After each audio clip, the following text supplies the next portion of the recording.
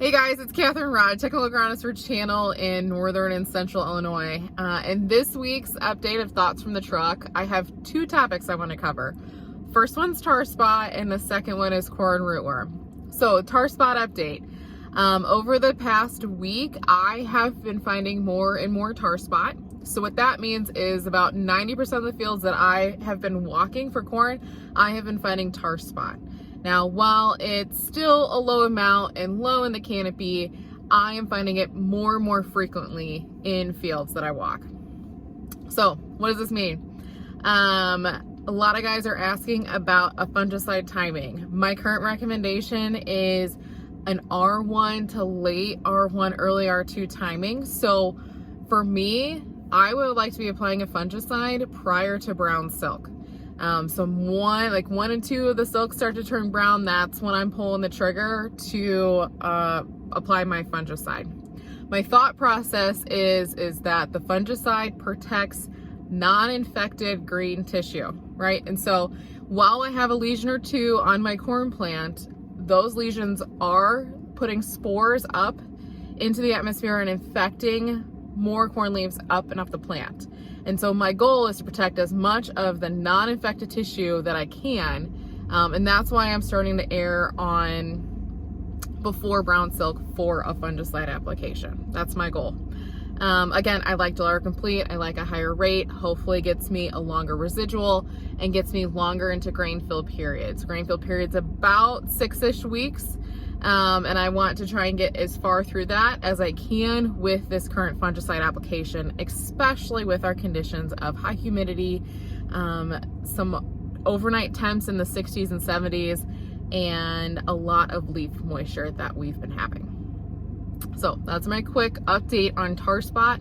The other one I want to cover is corn rootworm. So for those of us in the northern third of Illinois, we are in corn rootworm country, and we are actually seeing a bigger increase in beetles, in my opinion, this year and in corn rootworm. We've had a good amount of fields so far that have had larval feeding on the roots that we've been finding, compared to 24 and 23. So for 2025, I'm personally seeing an uptick in corn rootworm feeding, and I am starting to see beetles out in cornfields.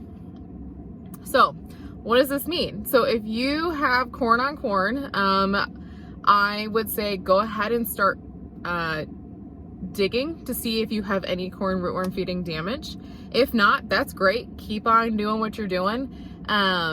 If you do, we might need to think about corn rootworm management strategy going forward.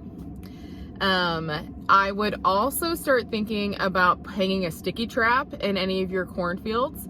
That way you know what your beetle pressure is, and we're not guessing if you have it or you don't have it, or how bad your beetle or corn rootworm population is. Another thing to think about is an insecticide in your fungicide application. Insecticides are relatively cheap compared to a fungicide, and especially if you're going corn on corn next year, putting that insecticide in should help lower your beetle population, because beetles are flying right now, and I think we're gonna have a peak in the next couple weeks of beetle activity. So putting that insecticide in lowers your beetle population, and that's the key. We want to lower the amount of adult beetles that are flying around that can lay eggs that will then hatch and be larval for 2026 corn crop. So what we do now is helping to protect our 2026 corn crop. So those are my quick thoughts for tar spot and corn rootworm for July 14th, 2025.